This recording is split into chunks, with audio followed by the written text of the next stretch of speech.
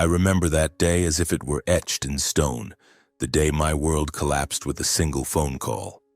I am Corbin Mitchell, 36 years old, sitting in the CEO's office of the West Coast branch of Mitchell Motors, the company my father, Arthur Mitchell, had poured his heart and soul into building from nothing. It was an ordinary morning in Los Angeles, golden sunlight streaming through the high-rise windows, and I was reviewing the latest quarterly sales report. The company was thriving thanks to fresh ideas my father and I had brainstormed during late-night video calls. He was always proud of me, calling me his right-hand man, though I knew I still had much to learn. Then the phone rang.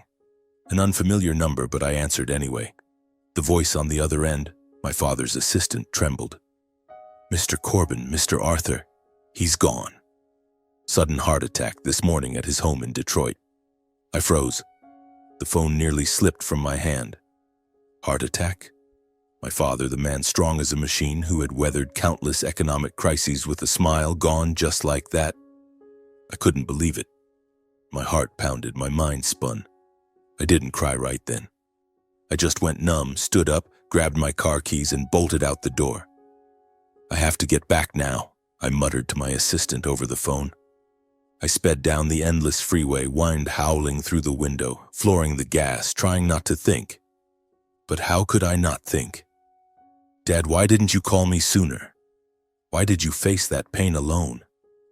Tears began streaming down my cheeks. I pulled over on the roadside, pounding the steering wheel, screaming inside the sealed car. "Dad!" Why? The grief of his passing engulfed me. Memories flooded back.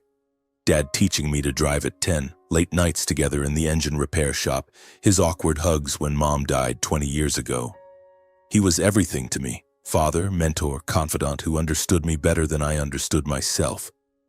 The funeral was held at the ancient St. Mary's Church, a gray stone landmark in downtown Detroit. By the time I arrived, it was late afternoon. The parking lot overflowed with luxury cars, Mercedes, BMWs, and models produced by Mitchell Motors itself. Detroit's business elite gathered in full, major shareholders, partners. They whispered in solemn black suits, surrounded by pristine white flowers. The atmosphere was heavy, but I sensed the respect for my father, Arthur Mitchell, who turned a small repair garage into a Midwestern automotive empire. I entered the church, legs like lead. The scent of lilies filled the air, mournful organ music echoing. Dad's casket sat center stage, draped in white flowers, and my heart clenched. He looked so peaceful, as if sleeping after a long day's work.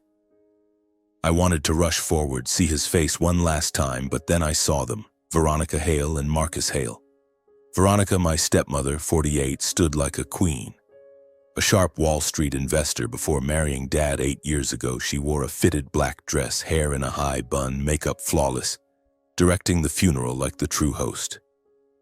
She greeted guests, shook hands, murmured fake condolences. Beside her was Marcus, her son from a previous marriage, 33, flashy in a custom Italian suit and gleaming silk tie.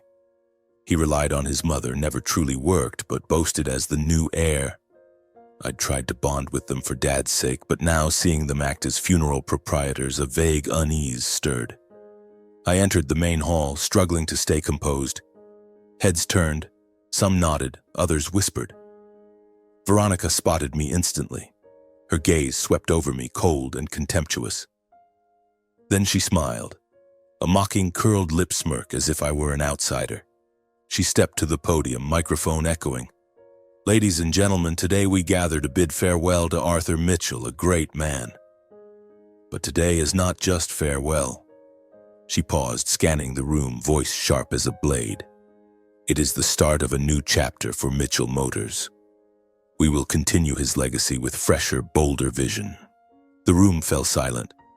My heart raced. New chapter? Dad just died and she was already talking future? Then she turned to me, eyes piercing. "And Corbin," she said loudly, dripping disdain, "you only lived off your father. A parasite, nothing more. If you have any shame, leave now. This isn't for failures." Her words hit like a thunderclap. The room buzzed. Guests shifted uncomfortably, some avoiding my gaze, others whispering. I stood frozen, blood rushing to my face, fists clenched white. Parasite? I'd given 12 years to the company, from intern to West Coast CEO. Dad praised me publicly, called me Mitchell Motors' future.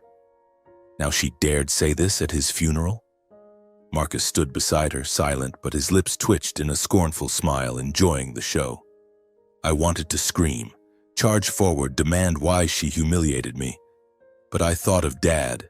His send-off couldn't be chaos. I swallowed rage and tears, turned and walked out silently. My steps heavy, whispers cutting like knives behind me. Outside, Detroit's cold wind slapped my face, but the pain inside was colder.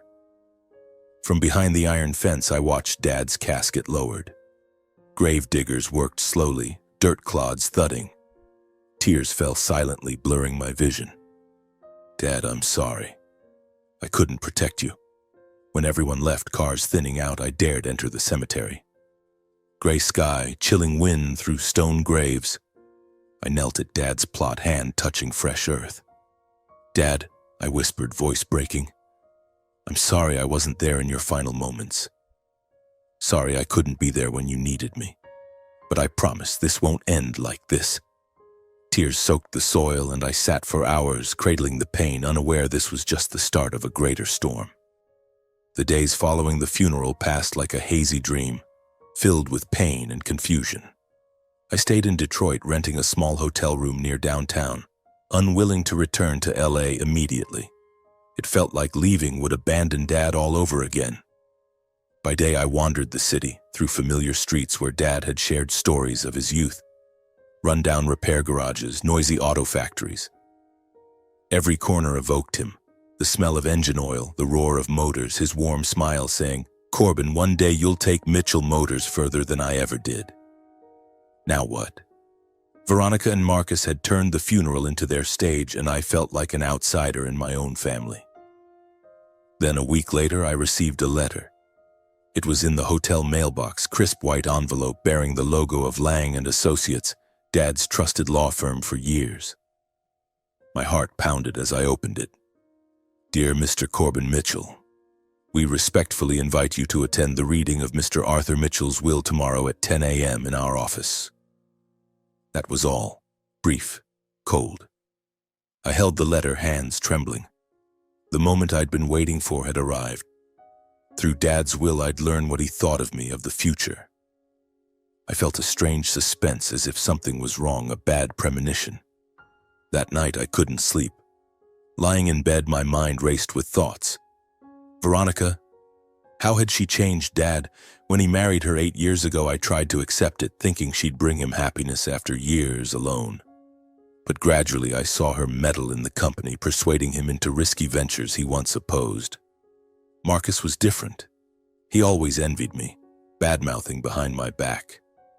You're a motherless orphan, he'd once hissed while drunk. Now it stung. Dad, did you abandon me like Mom did 20 years ago? The next morning, I drove to Lang & Associates, a sleek glass building in downtown Detroit. Light rain fell, making the air heavier. I entered the formal conference room.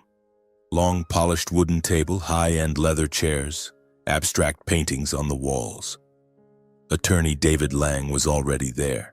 About 60, silver hair, gold-rimmed glasses, the man who'd worked with Dad from the start. He shook my hand, but his eyes were awkward, evasive. Corbin, hello. Sorry about everything. His voice trembled and unease gripped me. Why was he acting strange, as if he knew something he didn't want to say?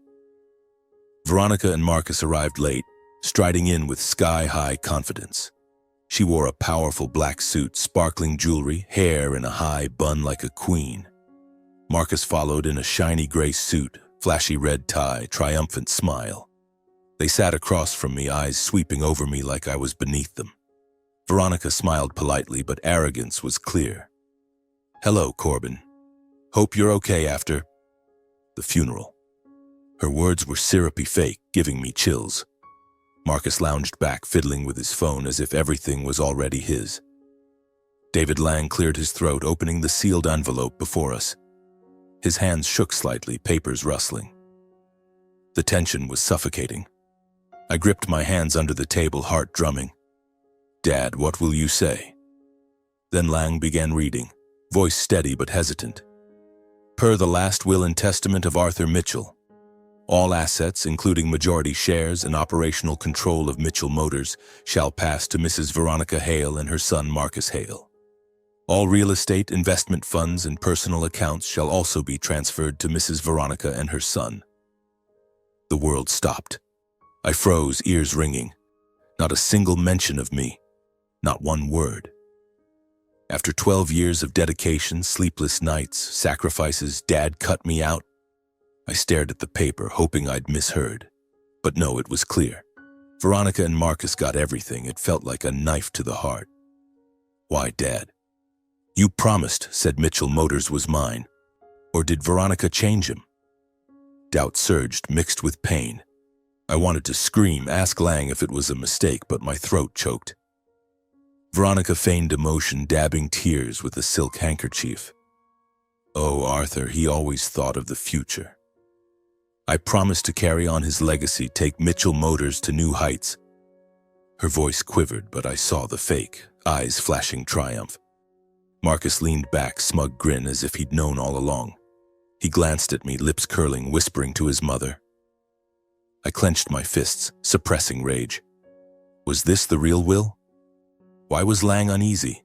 But then I just sat numb, mind chaotic. The meeting ended quickly. I left like a ghost, driving aimlessly in the rain. Grief for Dad now doubled, betrayed by my own blood. I stopped by the lake, watching waves crash, crying like a child. "Dad, why did you do this to me?" I whispered. Memories flooded. Dad teaching me engines, praising me when the West Coast branch hit record sales. Now shattered, I felt suspense, fear for the future. What would happen to the company under my stepmother and her son? The very next day, Veronica moved lightning fast. She called a full company meeting at Mitchell Motors headquarters, a towering glass building on Detroit's outskirts, what Dad proudly called the heart of the empire. I got an email invite, but knew it wasn't friendly. I arrived, entering the packed auditorium, employees, shareholders, even media. Tension crackled, whispers everywhere. Veronica stood on stage, microphone in hand, turning the meeting into a power display. She wore a striking red suit, wavy hair like a star. "Ladies and gentlemen," she began, voice booming, "today is a new day for Mitchell Motors. We will restructure, eliminate inefficiencies, and aim for the future." Scattered applause, but I saw unease in their eyes. Then she turned, naming me in front of everyone. And Corbin Mitchell, the incompetent, hindering the corporation's growth. He lived off his father too long. Her words exploded like a bomb. The room fell silent, air taut as a wire. Reporters swung cameras, flashes blinding. I sat, blood rushing to my face, but stayed quiet. Veronica signed my dismissal on stage, revoking authority and company access. Paper rustled, pen scratched. "From now on, Corbin has no connection to Mitchell Motors," she declared, triumphant. Marcus in the front row smirked. I felt ultimate humiliation stripped bare before the crowd. But I didn't react. My gaze turned cold. I stood, left the room in absolute silence. Whispers followed, cameras capturing every step. That afternoon, media erupted. News spread across Detroit, from print to social media. I sat in the hotel watching TV, seeing myself leave the meeting under headlines. The failure of the auto empire. Pain surged, mixed with anger. Was this real, or something shady? I clenched my fists, knowing the storm had just begun. "Dad, I have to uncover the truth." After that horrific meeting, I left Mitchell Motors headquarters in the icy Detroit rain. Raindrops pelted the windshield like tears I could no longer shed. I drove slowly, hands gripping the steering wheel until they ached, carrying the humiliation of being stripped of power by my own family. Veronica, my stepmother, whom I had tried to respect for Dad's sake, had turned me into an outcast before hundreds of employees and reporters. Her words echoed in my head. Incompetent, hindering progress. How dare she? And Marcus with that contemptuous smirk as if he were born to trample me. The shame weighed heavier than loss itself, gnawing away bit by bit, making me feel small, worthless. The long road to the suburbs stretched endlessly, streetlights hazy in the rain, and I wondered, how could everything collapse so fast? Dad, if you were alive, what would you say? I returned to my modest apartment in the Detroit suburbs, a place I'd bought years ago for proximity to headquarters. Now it was my only refuge, a solitary corner amid the storm. The door creaked open, cold air rushing in like a bitter welcome. I turned on the light, its dim yellow glow illuminating the empty space. A simple living room with a worn sofa, a tiny kitchen never used for a proper meal, and a bedroom barely fitting a bed and desk. No laughter, no family warmth, just me, alone with the pain. I collapsed onto the chair, peeling off my soaked suit, and looked around. Everything here reminded me of Dad, like unhealed wounds. I hugged my knees and memories surged like a raging river. I recalled the time after Mom died. She passed from cancer when I was 16, leaving Dad and me adrift in our big house. Dad, Arthur Mitchell, became both father and mother. He raised me alone, not remarrying right away, devoting himself to the company and me. Early mornings, he'd make simple breakfasts for us, fried eggs and toast. Afternoons, he taught me the trade. Corbin, cars aren't just machines, they're dreams on wheels. Stay steadfast, son. He taught me honor, never sell your conscience for money. Evenings by the fireplace, he shared startup stories, from a tiny garage with 2 employees to a corporation of hundreds. Hardships will come, but honor will keep you standing. Now it hurt my heart. Dad, I stayed steadfast, but why did you abandon me like this? Then memories of the years we revived the company after the economic crisis. Mitchell Motors nearly went bankrupt. Orders plummeted, stock crashed, employees quit en masse. Dad called me back from LA, voice weary but resolute. Son, come help me. I dropped my internship at another car company, flew home immediately. We worked 18-hour days, cutting costs, designing fuel-efficient models, persuading investors. Sleepless nights in the office, cold coffee, Dad patting my shoulder. We'll get through this, Corbin. Together. And we did. Mitchell Motors soared again, sales doubled, stock skyrocketed.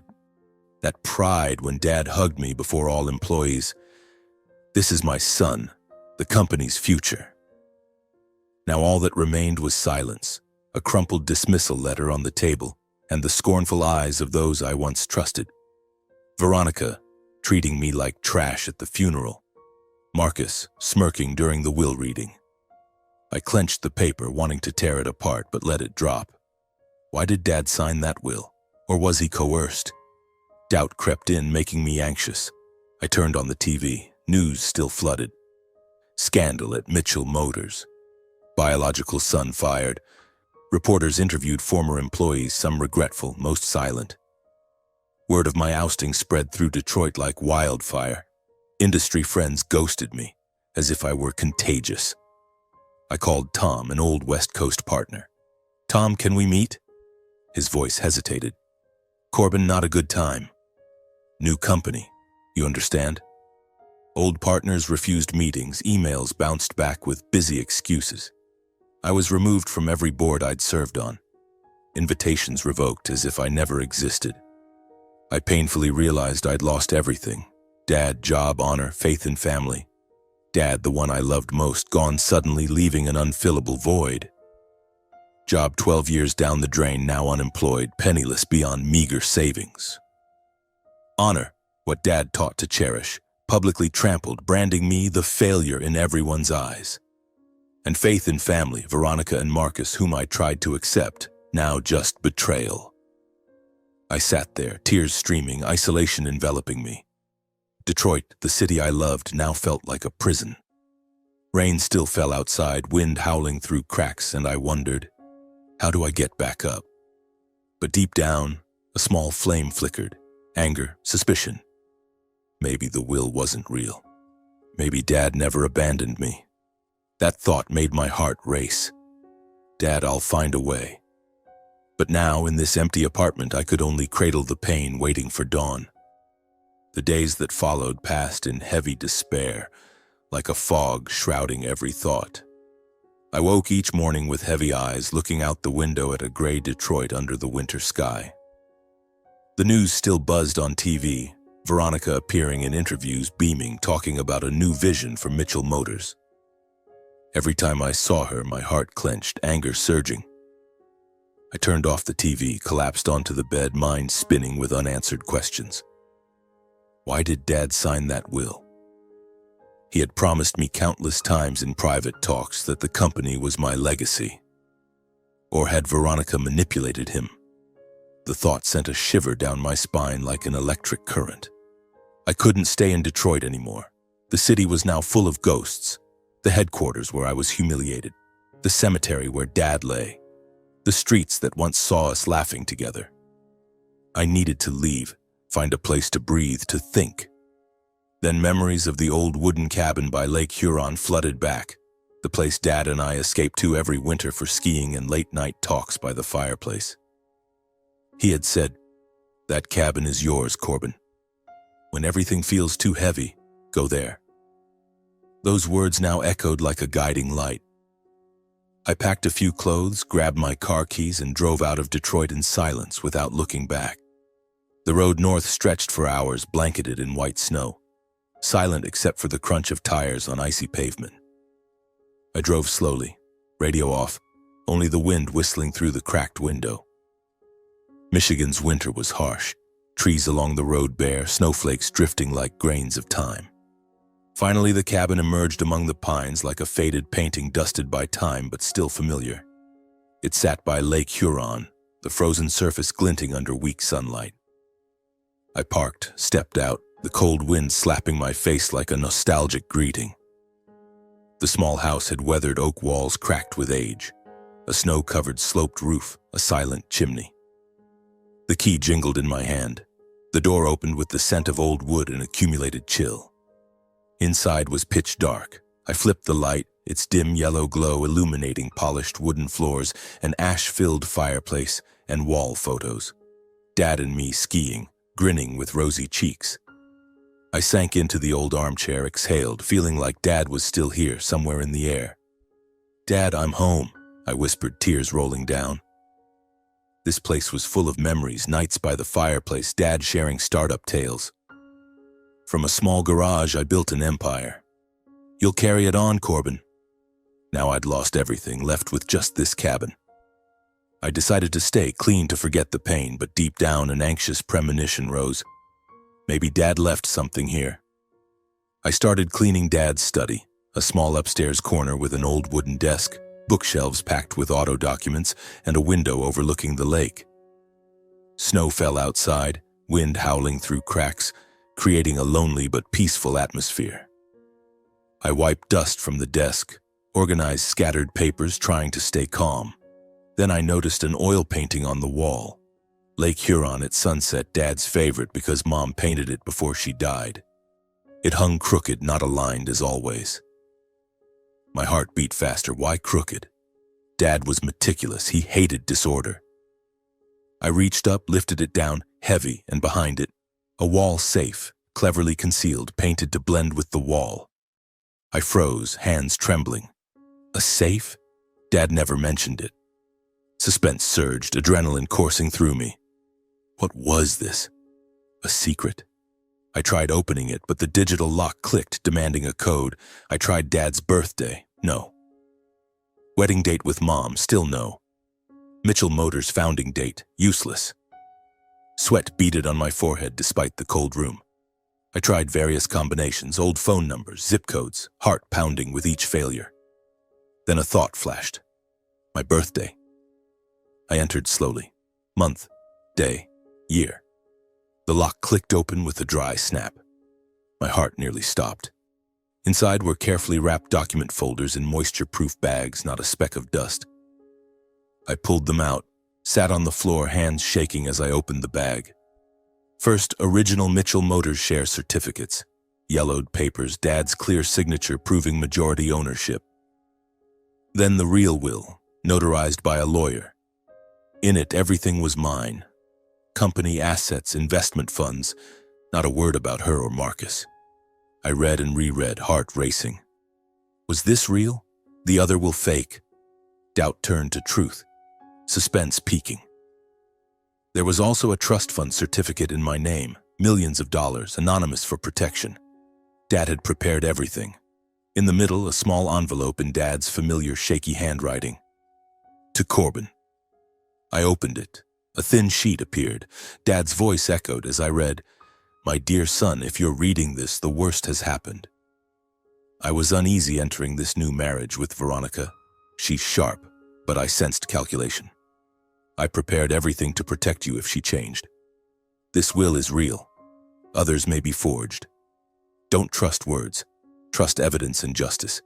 Mitchell Motors is yours, but honor is what you must uphold. I love you and am proud of you.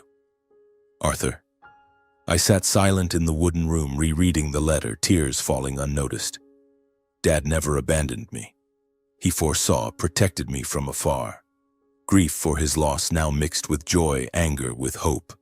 I cried for Dad, his wisdom, the path to justice ahead. I sat for hours, letter in hand, memories flooding like a torrent. The last time we were here, 2 winters ago, heavy snow. We skied until exhausted, then sat by the fireplace. Dad sipped coffee, voice warm. Corbin, life is like skiing. High slopes, deep drops. But hold your honor and you'll get through. He didn't mention Veronica, but now I recalled his worried eyes. Maybe he hid the safe then. I stood, lit the fireplace, flames roared, chasing the chill. Outside, snow fell thicker, pines whispering in the wind. I reviewed the documents again, checking every notary seal, real, impossible to forge. Suspense rose. How did Veronica fake the will? Who helped her? I needed a lawyer, but discreetly. Dad taught. Act smart, not rash. A fresh surge of conviction coursed through me like hot blood, chasing away the biting cold of a Michigan winter. I was no longer the failure pushed to the sidelines. I was the true heir, evidence in hand. But I knew better than to rush. Dad had taught me. Acting without thinking is suicide, Corbin. I tidied the cabin, lit the fireplace one last time, and drove back to Detroit the next morning. The snow-covered road now felt like a path of hope, though the wind still howled through the car window. I stopped at a roadside cafe, ordered a steaming black coffee, and sketched a rough plan in my head. First, I needed a trustworthy lawyer.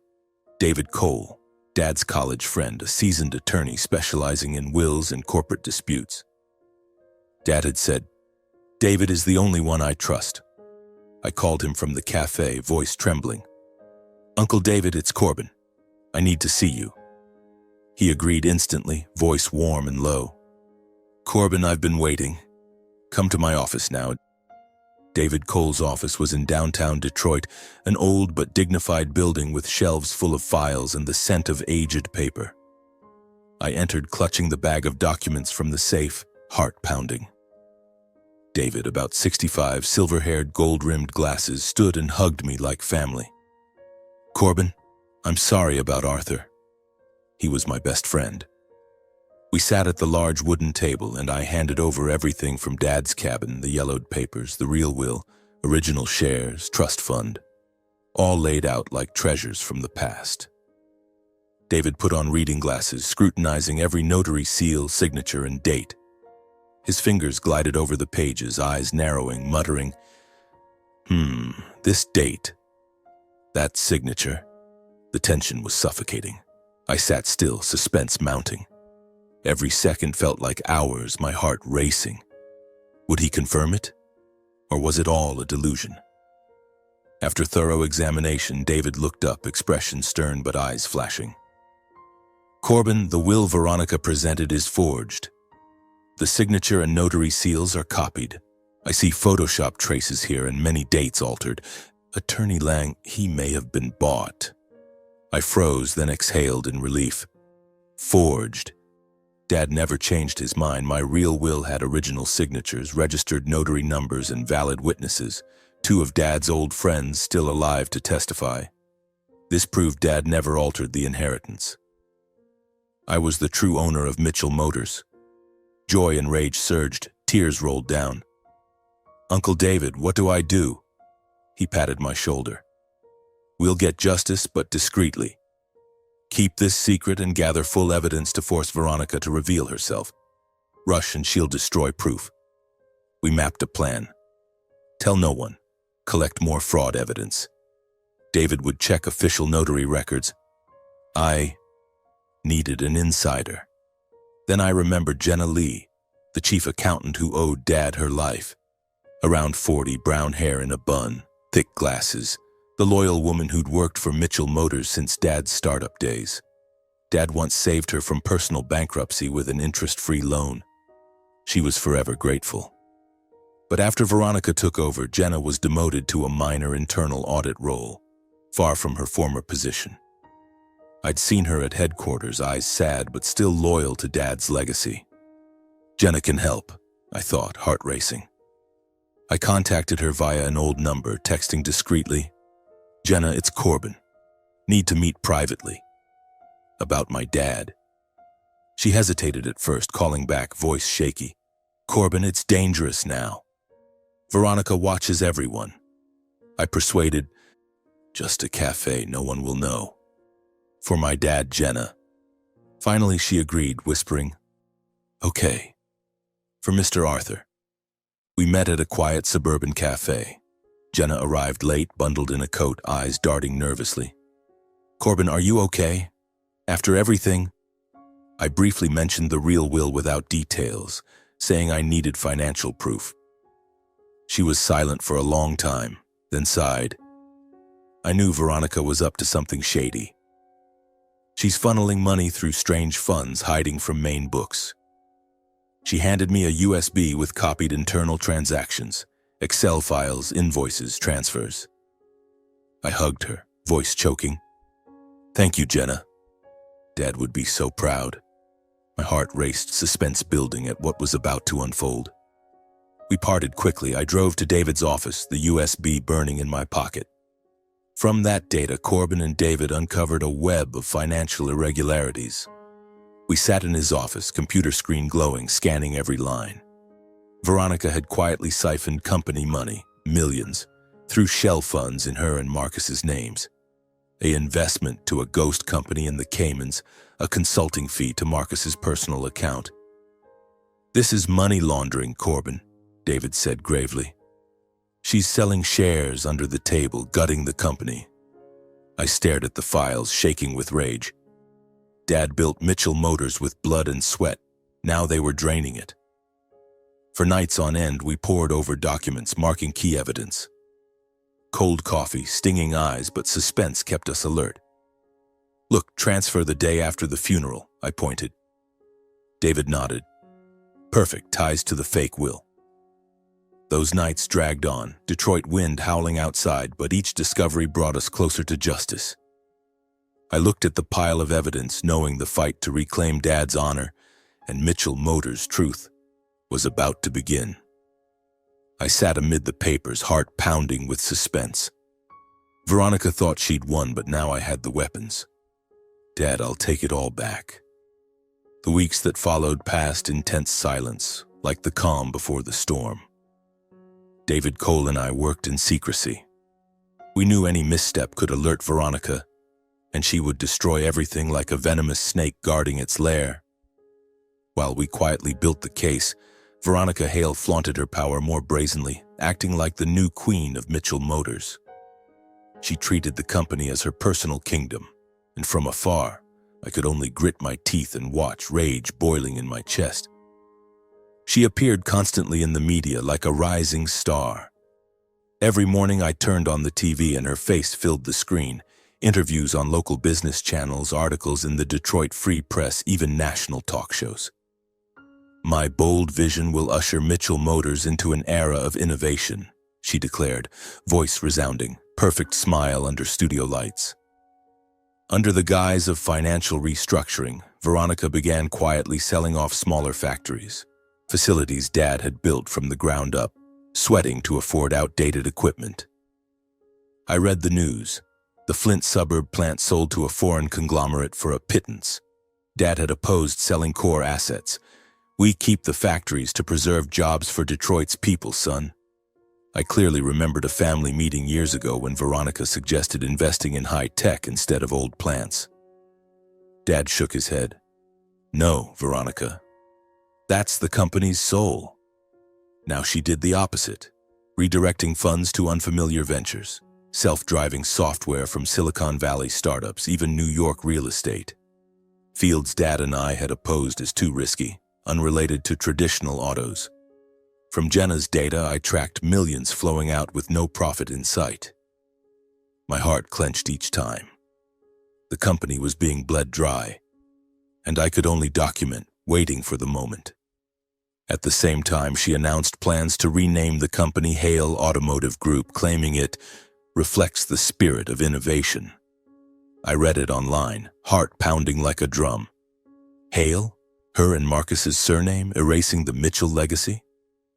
She held a lavish press conference at headquarters, inviting reporters and major shareholders. On screen, she stood with the microphone. Mitchell Motors is outdated. Hale Automotive Group will be the future.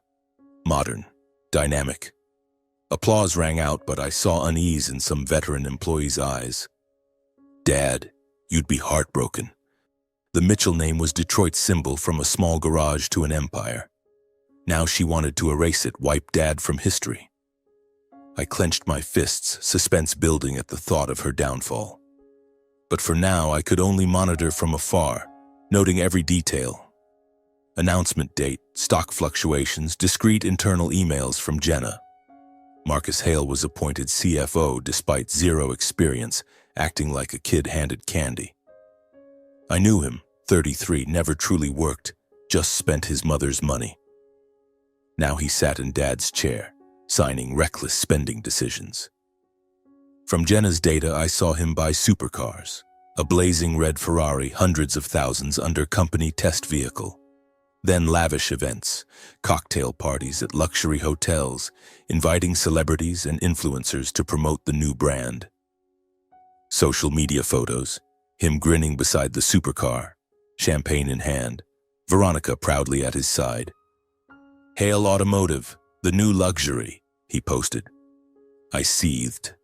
Dad taught, company money is for investment, not waste. Now he turned it into a game. Suspense rose as I logged each expense, every line an embezzlement proof. Mitchell Motors' image morphed into a flashy shell, hollow inside. From afar, I saw it clearly. New gleaming logo on headquarters, bombastic TV ads, but chaos within. Jenna whispered over a secure call. Employees are worried, Corbin. Sales are dropping, but Veronica only cares about image. Veteran engineers like Hank, who designed the first engine with Dad, were fired or forced into early retirement. Hank cried leaving, Jenna murmured. In their place, Veronica's people, young Wall Street experts clueless about cars, only numbers. I remembered Hank. Young Corbin, cars need soul. Now that soul was dying. Small shareholders grew anxious as stock swung wildly, up and down unpredictably from Veronica's under-the-table sales. Internal leaks revealed murky research fund spending. Millions vanished into phantom projects. I collected it all, files piling up, suspense mounting with each new piece. After weeks of intense preparation, Veronica Hale held a grand press conference in the main lobby of headquarters, the former heart of Mitchell Motors. I read about it online, heart pounding, hundreds of reporters, shareholders, and celebrities invited. She turned the event into a lavish party with flashing neon lights, upbeat music, and tables laden with wine. The press unanimously hailed her as an automotive industry power icon.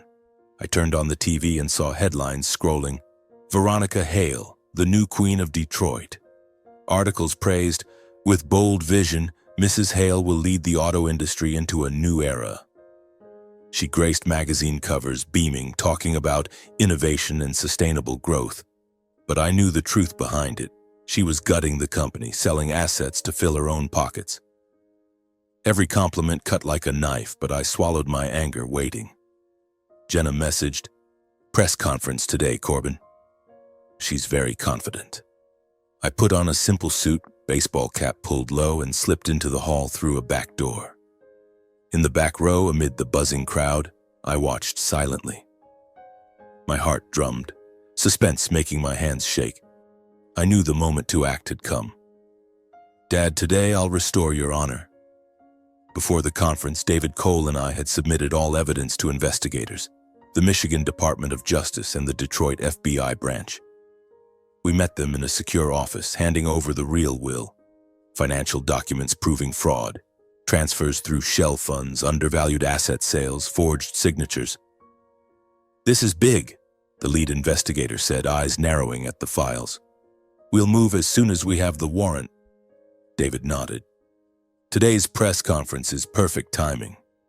She won't suspect." I left the office, heart racing, feeling like I was walking a tightrope. One mistake and everything crumbled. But I trusted the evidence, trusted Dad. That day the hall was packed, camera flashes nonstop. Veronica took the stage in a blazing red outfit, jewelry sparkling like a star. She spoke eloquently. "Today we witness the birth of Hale Automotive Group, the symbol of innovation, strength, and the future. Mitchell Motors has fulfilled its mission. Now it's time for a new chapter." Thunderous applause, reporters scribbling furiously. She outlined massive investments, international partnerships, and the legacy I will continue. I sat in the back, fists clenched, rage boiling. Legacy, she was destroying it. As Veronica finished, triumphant smile on her lips, applause roaring. That was when I stood, walking slowly toward the stage. My heart felt like it would burst, suspense making my steps heavy.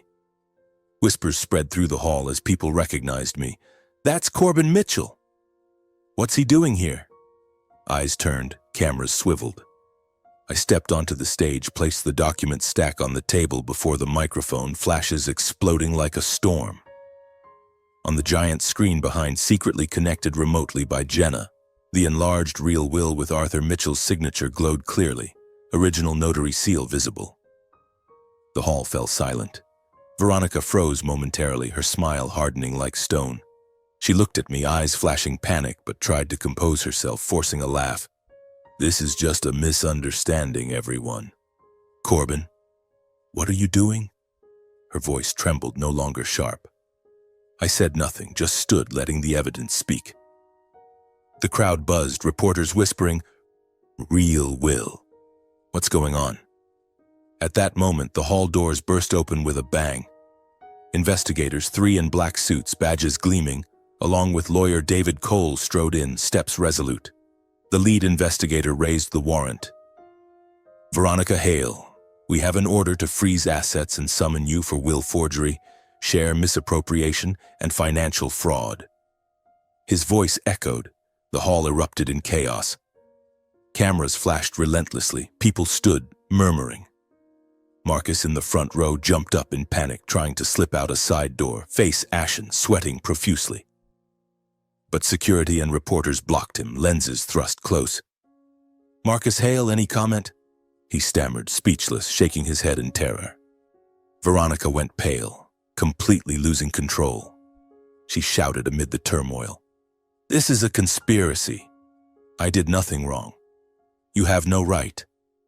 Her voice shrill, no longer regal, just a frantic woman, hair disheveled, makeup smudged under the flashes. She lunged for the microphone, but security stopped her. Before hundreds of reporters, the image of the powerful chairwoman Hale collapsed in an instant. The applause from moments ago turned to uproar, gossip, and non-stop flashes like fireworks. Fraud? Forged will? Whispers spread, phones buzzing with breaking news. I stood silent in the hall, needing no words. The truth spoke for me. Dad's honor finally restored before the world. "Dad, I did it." Tears rolled down, mixing with the noise, but tears of victory. The chaos lasted hours. Reporters swarmed me, questions rapid fire. "Corbin, what evidence do you have?" What did Veronica do? I shook my head, letting David Cole answer. "We have ironclad proof. Justice will be served." Veronica was led away, loosely cuffed, head bowed, daring not to look at anyone. Marcus sobbed, pleading, "Mom, what's happening?" But no one listened. I left the hall, Detroit wind whipping my face, relief mixed with sorrow. Dad, your legacy is saved, but why did it have to come to this? Suspense gave way to peace, but I knew the fight wasn't over. Just hours after the press conference, national media erupted with the news, like a bomb detonating across every channel. I drove back to my apartment, the car radio already blaring the announcer's voice. Breaking: Veronica Hale, chairwoman of Hale Automotive Group, under investigation for will forgery and asset misappropriation at Mitchell Motors. My heart raced, though I'd anticipated it. I pulled over, checked my phone, social media exploded. Twitter, Facebook, major outlets like CNN and Fox News all carried similar headlines. Detroit shocker, powerhouse chairwoman exposed. The conference hall video spread virally, millions of views in the first hour. Major and minor shareholders turned en masse, like a tidal wave sweeping everything away. The next morning, an email from Uncle David. Stock plunging, Corbin. They're panic selling. Mitchell Motors shares nosedived. From the highs Veronica once boasted, down over 40% in a single day. Investment deals froze. Major partners from Japan and Germany sent formal letters pausing all transactions until the situation stabilizes. I imagined frantic shareholder meetings, panicked calls. We've been duped. Dad taught me about markets. Stock is trust, son. Lose trust, everything collapses. Now that trust shattered, and I felt a pang. The company Dad built from a small garage was dragged into a scandal vortex. I sat in my apartment, staring at stock charts on my laptop, heart aching. Not for money, but for Dad's legacy being wounded. Public outrage erupted unprecedentedly. On social media, exposés of shady deals during her reign spread like wildfire. In desperation, Veronica hired a PR firm to claim I fabricated evidence for family revenge. I saw the first tabloid article. Corbin Mitchell, vengeful heir. Forged proof to topple stepmother. She gave a video interview from hiding. This is personal conspiracy. Corbin envies our success. Marcus posted online, voice shaky. My brother is destroying the family. But the more they denied, the more real documents surfaced. Uncle David and investigators leaked further proof, scanned forged signatures, irregular transfer invoices. Media dove in, analyzing. Arthur Mitchell's signature photoshopped, experts confirm. I watched, not smiling, just shaking my head sadly. Why keep fighting? Dad said, lies only last temporarily, truth prevails. Truth was prevailing, but I felt no joy, only regret for a family that could have been different. Legal experts confirmed my will's signatures and notary seals were fully valid. On TV, a renowned attorney analyzed. Original notary from before the remarriage, living witnesses to testify. Veronica's is clearly fake. Her defenses crumbled like dust in the wind. Media turned. Veronica Hale, from queen to criminal? Jenna called. Corbin, everyone at the company is relieved. She's finished. But I just sighed. Jenna, I wish it hadn't come to this. Initial suspense gave way to exhaustion. The fight dragged on. Dad's legacy battered too much. When the official arrest warrant issued, Veronica fled Detroit at night, taking some assets and fake papers. Uncle David told me, police are pursuing Corbin. She drove out at midnight. Marcus vanished. No one knew where. Perhaps with her or alone. News spread fast, media hunted. Veronica Hale on the run. Mitchell Motors scandal hotter than ever. I sat in my apartment watching rain outside, a melancholic feeling. She was Dad's wife, family after all. Why run? Dad, would you forgive? I felt no triumph, only regret for what could have been good. 3 days later, police arrested Veronica at Toronto Airport, attempting to leave on a fake passport. News exploded. Photos of her cuffed face covered with a scarf circulated everywhere. Powerhouse chairwoman captured in Canada, trying to flee to Europe. Reports detailed suitcase of cash and forged documents. Marcus was found in a border hotel, trembling as he surrendered. I watched on TV, heart racing but joyless. Veronica Hale faces heavy prison time, the anchor said. The powerful chairwoman's fall for fraud story shocked the nation, from Detroit to New York, everyone talking. And I, silently watching it all on screens, felt no glee. Just quiet sadness as Dad's legacy endured too many storms. Dad, I won, but the cost was steep. The company now chaotic, employees anxious, stock plummeting. I sat holding Dad's letter, tears falling. The fight isn't over, trials ahead, restoration. But now, in this empty apartment, I could only sigh, waiting for a new dawn. The days after Veronica's arrest in Toronto hung heavy over Detroit, shrouded in fog-like tension. I followed the news on TV and in papers, each report a knife reminding me of the losses. Veronica Hale was extradited to Detroit just days later, her plane landing under tight federal police guard. Photos of her descending the steps, hands cuffed, face hidden under a coat, spread everywhere. She was no longer the powerful queen, just a weary woman, disheveled hair, eyes dodging lenses. I sat in my apartment, staring at those images, heart clenching. Dad, you once loved her, even briefly. Why did it end like this? I recalled rare family dinners, Dad trying to bond us, Veronica's fake smiles, Marcus's silent envy. Now everything shattered, and I was the one pushing them into prison. That quiet sadness kept me awake, mind swirling with memories and company worries. Investigators worked swiftly, thoroughly validating our evidence. Uncle David Cole took me to the prosecutor's office, where they scrutinized every detail. Dad's real will with clear signature, original notary seal, living witnesses to confirm. "This is rock solid, Corbin," the prosecutor said gravely. "Hale can't deny it." Under pressure from financial records, irregular transfers, shell funds, fake invoices, Veronica finally admitted forging the will, misappropriating shares, and illegal transfers. She confessed in interrogation, voice shaking, "I just wanted to secure Marcus's future." But it saved nothing. Marcus was charged as an accomplice. He'd signed reckless spending knowing the funds were illicit. Yet he got leniency for cooperating, spilling everything about his mother to reduce his sentence. Uncle David told me in his office, my hands gripping a coffee cup. "Marcus sold out his mom to save himself," he said. I shook my head sadly. "He was once my stepbrother, though not blood." "Dad, you'd be so disappointed." The trial drew massive media attention like a live tragedy.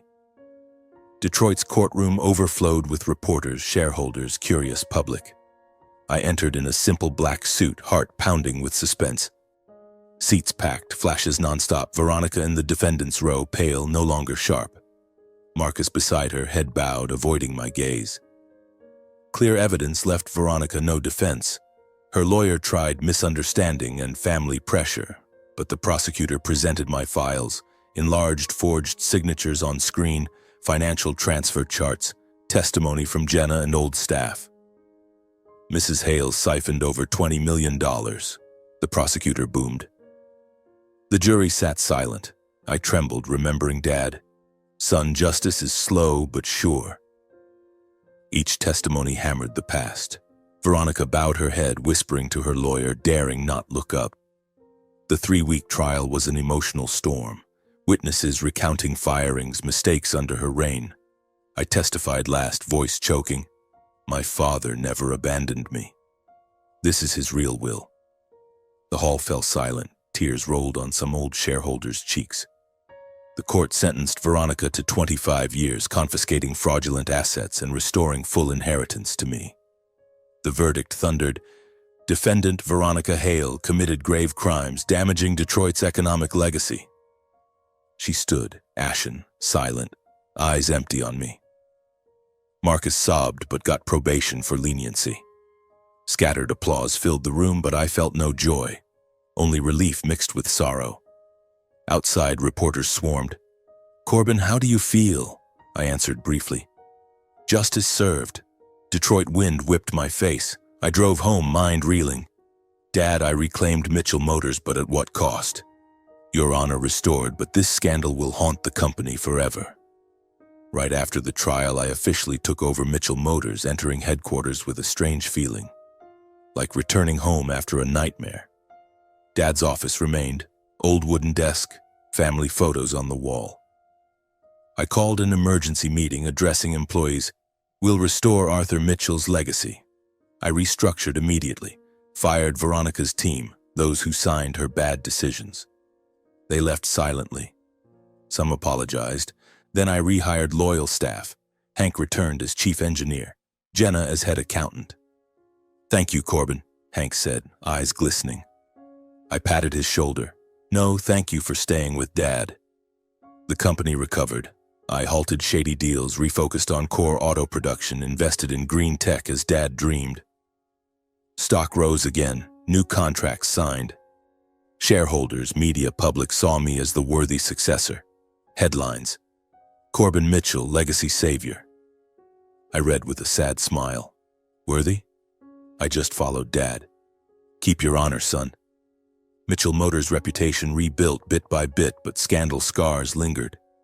Months after the trial, as the company stabilized, I got a prison visit request from Veronica Hale. A letter via her lawyer. "I want to see Corbin for final words."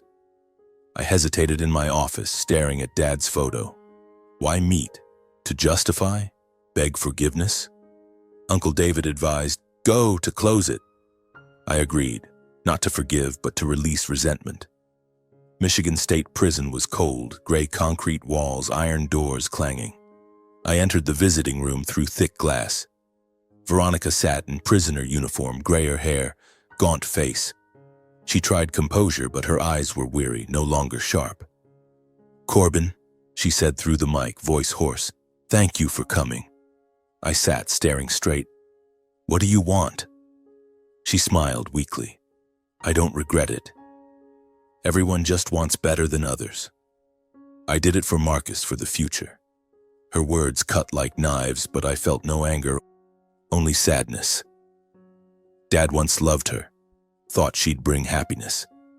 Now she sat justifying greed. I replied curtly, "Living better doesn't mean trampling those who trust you, especially them. Dad trusted you." She fell silent, eyes vacant, no more excuses. She bowed her head, hands clenched. I saw a tear fall. I stood, left the room calmly, decisively. No goodbye, just closing a painful chapter. Outside, spring wind warmed my face. I felt true relief. All resentment closed, only justice and honor restored. "Dad, I did it." The company revives, employees laugh in the shops. I know you're smiling from above. But this journey taught me much. About trust, greed, truth's power. I drove home, Detroit sunny, ready for the new road. After closing the case, I embarked on a new chapter with Mitchell Motors. Not a power struggle, but a journey to restore true value. In the early days of taking over, I stepped into headquarters with a strange feeling, like returning home after a long nightmare. Dad's office remained intact, the old wooden desk scarred from years of work and the photo of us beaming on the wall. I sat in the chair, fingers touching the desk, memories flooding back. Dad here, sketching car designs, teaching me about engines. "Son, the company isn't for domination, it's for service." Now I understood his words more deeply than ever. No more Veronica with flashy plans, no more Marcus with wasteful spending. I called a full staff meeting in the first week, standing in the hall that once witnessed my humiliation. "We'll rebuild from the foundation," I said, voice steady despite my racing heart. "No short-term profits. We focus on sustainable value as my father did." Applause rang out, eyes sparkling with hope. Warmth spread through me. "Dad, I won't let you down." I didn't chase expansion or profits like other conglomerates. I focused on a solid base, investing in green technology and people. Dad's view of the company's soul. In the early months, I spent hours in the production shops talking to engineers, listening. "We'll shift to electric vehicles, but not to follow trends," I explained to Hank, now back as design head. "To protect the environment as Dad dreamed." We invested in eco-friendly batteries, safe autonomous systems, and internal training programs. Dad taught, "People are the greatest asset, Corbin. Train them, they'll build the company." So I launched free courses for young staff, inviting university experts. In each session, I sat among them listening, feeling closer to Dad. The company atmosphere shifted from post-scandal anxiety to excitement. I worked 12-hour days but not tired. This was a mission, not a war. Years after the trial, Mitchell Motors, under my leadership, reclaimed its top spot in Detroit's auto industry. Time flew from chaos to solid stability. Looking back, I was amazed. Steady stock growth, sales surpassing old records. We expanded markets without sacrificing values. Our EVs sold out in California, exported to Europe. I recalled a shareholder meeting with the financial report. We've overcome the crisis through honest leadership. Applause. I smiled, thinking of Dad. He'd be proud, not for money, but for keeping Mitchell Motors' soul. Detroit, which saw the fall, now hailed us as a revival symbol. Headlines: Corbin Mitchell guiding the comeback. But I skimped on reading. Fame wasn't the goal. Dad, I just want to live as you taught. I realigned the company on sustainability and integrity, focusing on green tech, user safety, and young talent development. Every decision followed that principle. We poured millions into recyclable batteries, carbon reduction, not for ads, but planetary duty. Our cars must be safe for everyone, I said in design meetings, recalling Dad checking every engine detail.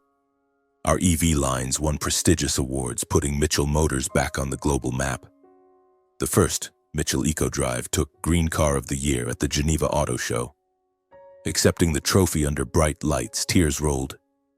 "This is for my father, Arthur Mitchell," I said, voice breaking. Media roared, "Mitchell Motors revives with green tech." Then the electric SUV won U.S. Auto Association Safety Awards. We exported to Asia, Europe. Sales soared. But I didn't stop. Each new model advanced. Longer batteries, faster charging, competitive pricing. Dad, see? The company didn't just survive, it leads trends. Every morning I arrived early, watching assembly lines run, feeling peace.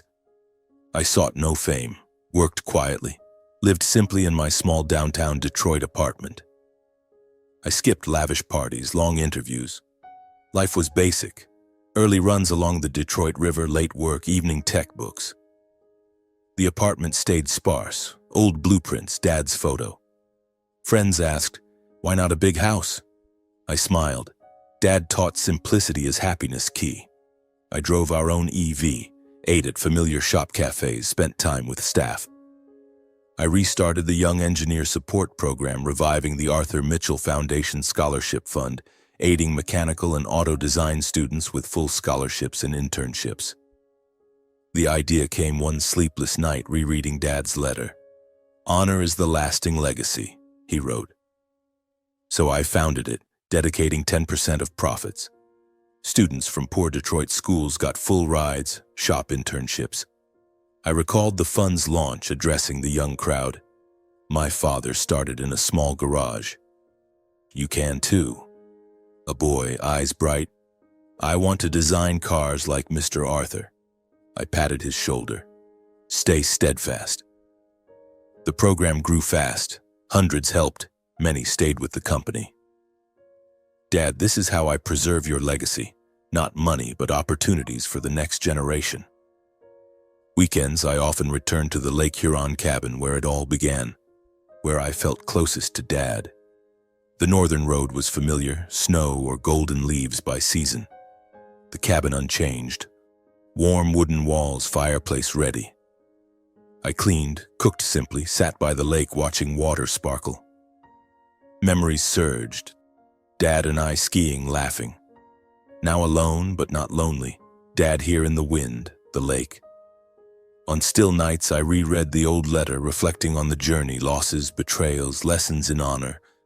I understood.